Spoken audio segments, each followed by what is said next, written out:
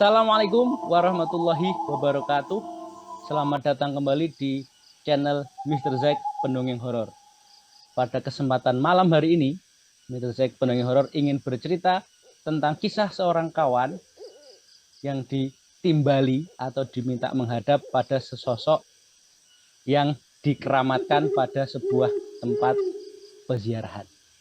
Tetapi seperti biasa, sebelum kita ke cerita, Mr. Zack Pendongeng Horor ingin mengucapkan banyak-banyak terima kasih untuk teman-teman yang sudah sudi klik, sudi mendengarkan, sudi share, like, komen, dan subscribe. Hal jazaul ihsani ilal ihsan. Tidak ada balasan atas suatu kebaikan kecuali kebaikan itu sendiri. Bagi teman-teman yang sudah berbuat baik, semoga oleh Allah dibalas kebaikannya dengan kebaikan yang lebih baik lagi. Dan bagi teman-teman yang mendengarkan tetapi belum mensubscribe, mohon untuk segera mensubscribe supaya Mr. Zack Pendongeng Horor lebih bersemangat lagi dalam membuat konten-konten terbaru yang akan menghidrasi rasa haus horor teman-teman sekalian. Oke, kita ke ceritanya. Cerita ini dikirim oleh seorang kawan yang saya samarkan namanya menjadi Mas Anggoro.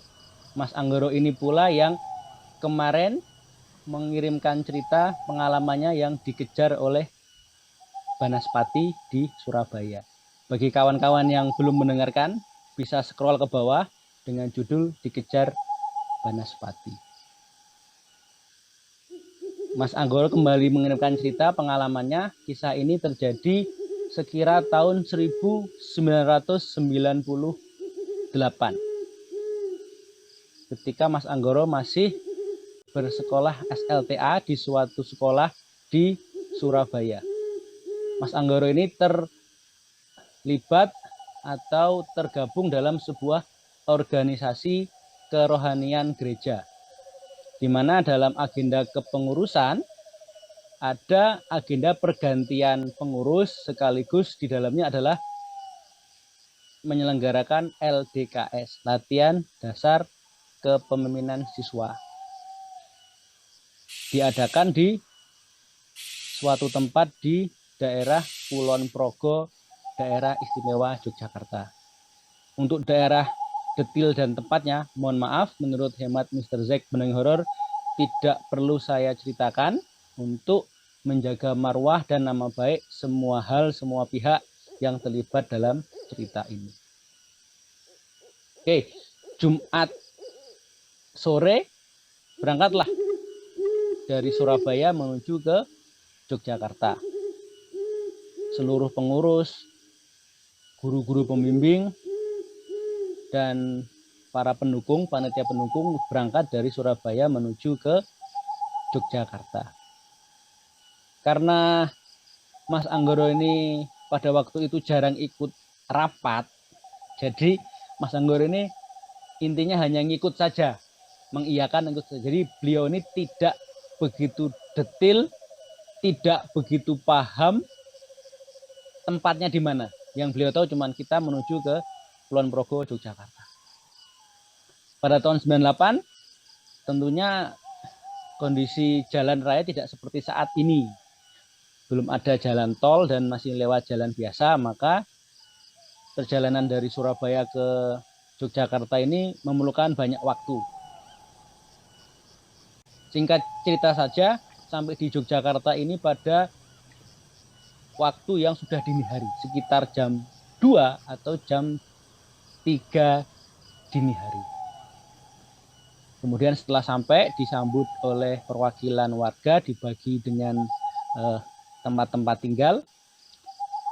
Maka Mas Anggoro ini mau tidur, mau istirahat, kan capek perjalanan dari Surabaya ke Kulon Progo.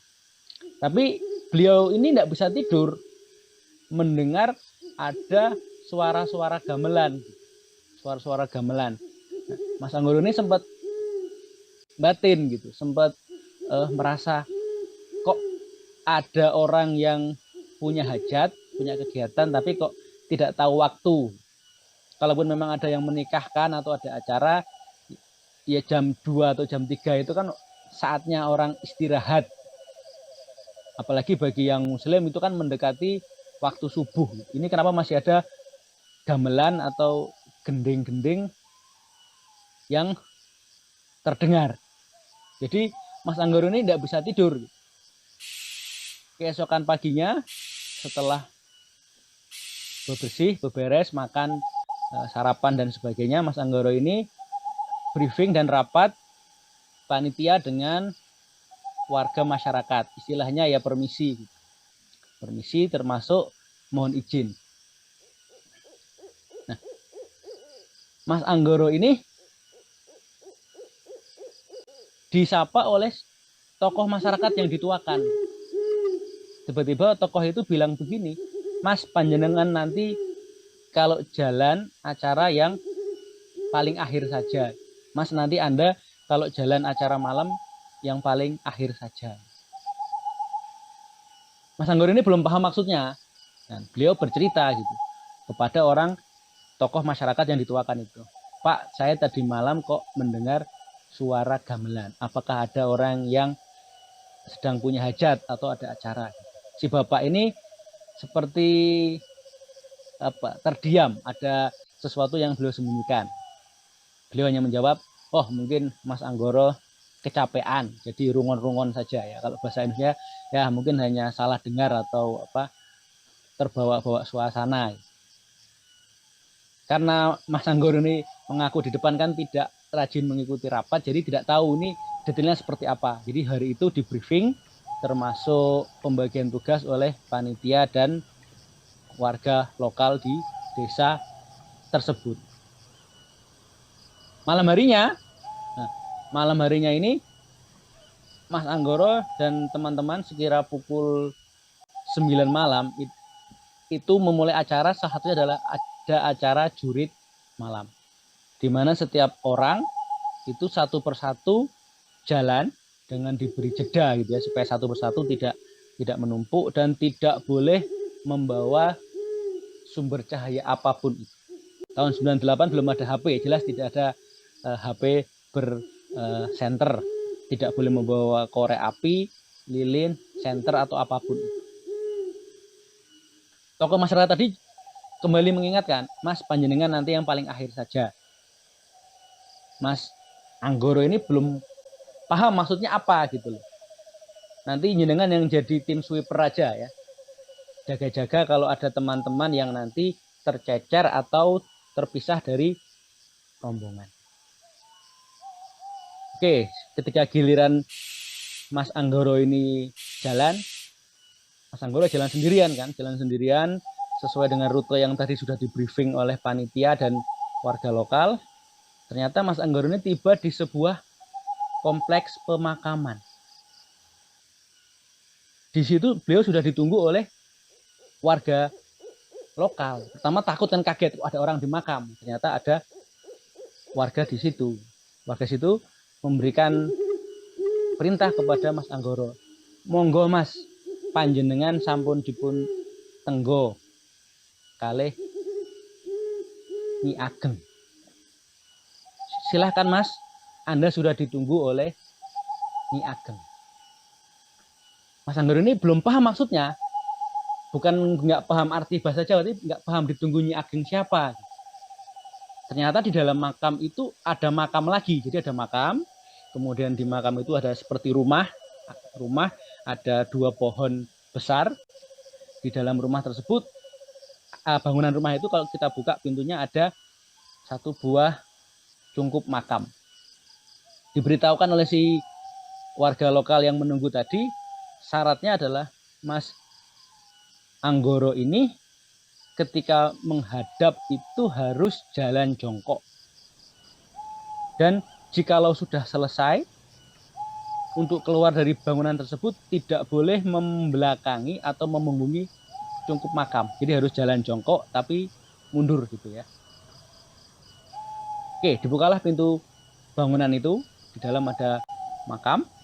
Itu gelap karena kan tidak ada cahaya. Kalaupun ada cahaya ada di gerbang makam tadi. Jadi cukup gelap lah, temaram gitu.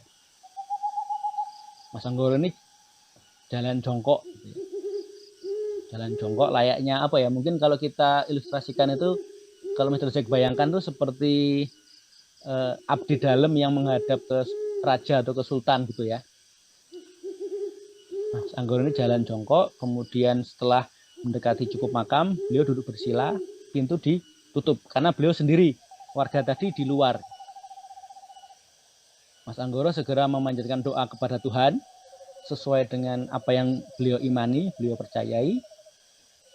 Kemudian beliau ini, Mas Anggoro ini minta izin gitu. Artinya saya di sini tidak mengganggu, hanya numpang lewat lah istilahnya. Ada acara kegiatan dari sekolah kami yang tujuannya positif untuk mendidik kedisiplinan dari siswa-siswi. Ini seperti terjadi dialog gitu ya, terjadi dialog. Intinya bahwa apa saya menyebutnya, sesosok yang di situ tuh memberikan pepeling atau pengingat itu diperbolehkan selama berbuat positif dan tidak merusak alam. Setelah selesai, tiba-tiba seperti ada angin di belakangnya Mas Anggoro ini. Hush, gitu ya. Tengkuknya itu merinding semua, udah merinding sudah. Mas Anggoro cerita sudah nggak tertahan, pokoknya merinding sangat merinding lah. Selesai, Mas Anggoro ini jalan mundur lagi ya, jalan jongkok sambil mundur ke arah pintu. Setelah pintu dibuka sendiri oleh Mas Anggoro ini, ternyata di makam itu sepi. Tidak ada satu orang pun. Bahkan panitia-panitia lokal itu tidak ada. Mas Anggoro ini sudah berpikiran buruk aja, sudah berprasangka tidak baik. Wah, saya ditinggal ini kan, ditinggal. Nah, Mas Anggoro coba mengingat-ingat rute yang tadi ada di briefing tadi, dari makam menuju ke sekretariat, melewat sini karena itu sudah di briefing. Ternyata begitu jalan ini Mas Anggoro seperti beda dengan yang di briefingkan tadi. Apakah saya tersesat mencoba ke sana, jalan sana?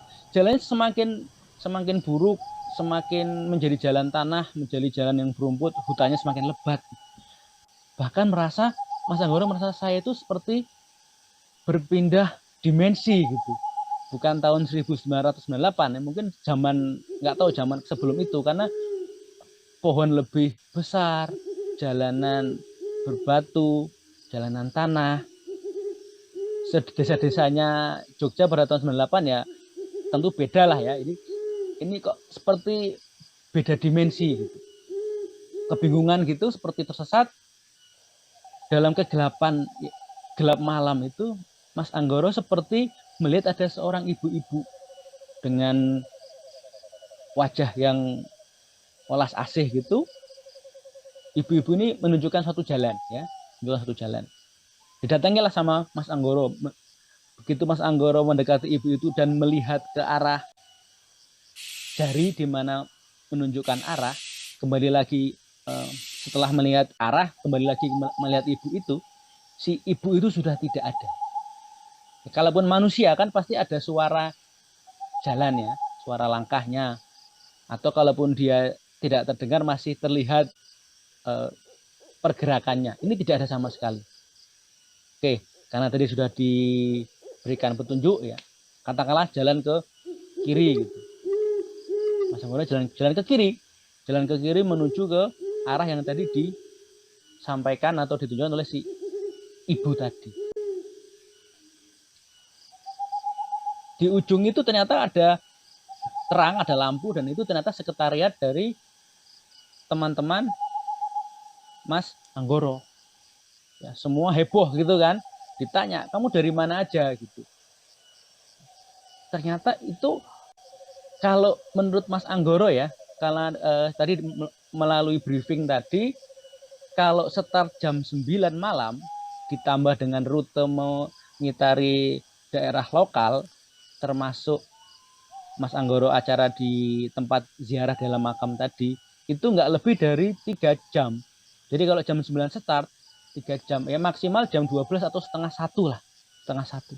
Tapi ternyata itu sudah dini hari, sudah menjelang jam 3. Artinya ada waktu yang terlewati, terlompati gitu. Jadi di alamnya Mas Anggoro ini ya paling dia ini 2-3 jam, tapi di alam yang sebenarnya panitia dan teman-teman termasuk warga lokal mencari itu lebih dari 3 jam, dari jam 9, jam 12 sampai jam 3. Jadi artinya lebih dari 6 jam kan mencari. Nah, karena tidak ingin membuat kehebohan, Anggoro ini bilang aja tersesat gitu. Tersesat.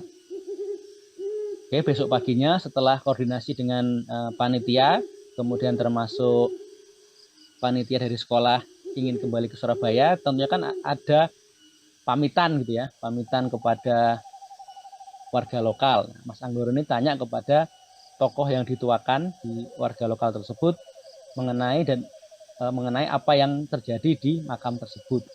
Nah, warga lokal itu menjelaskan bahwa kedatangannya Mas Anggoro ini sebenarnya sudah ditunggu. Mas Anggoro sudah ditunggu oleh sesosok yang dikeramatkan di makam tempat peziarah tadi. Ya. Jadi intinya Mas Anggoro ini memang ditimbali atau diminta menghadap oleh si sosok tersebut. Oke, demikian kisah untuk malam hari ini. Terima kasih kepada Mas Anggoro atas kisah-kisah horornya. Bagi teman-teman yang lain yang memiliki cerita horor dan ingin berbagi, Mr. Zack terbuka untuk menerima dan siap untuk bercerita. Silakan kirim email, ada di deskripsi di bawah. Dan kepada teman-teman yang berbuat baik, semoga kebaikannya dibalas oleh Allah dengan kebaikan yang lebih baik lagi. Sebelum Mr. Zack undur diri, bagi teman-teman yang mendengarkan tapi belum subscribe, mohon untuk segera subscribe agar Mr. Zack Pendongeng Horor lebih bersemangat lagi dalam membuat konten-konten horor yang akan menghidrasi rasa haus horor teman-teman sekalian. Oke, Mr. Zack Pendongeng Horor undur diri. Wassalamualaikum warahmatullahi wabarakatuh.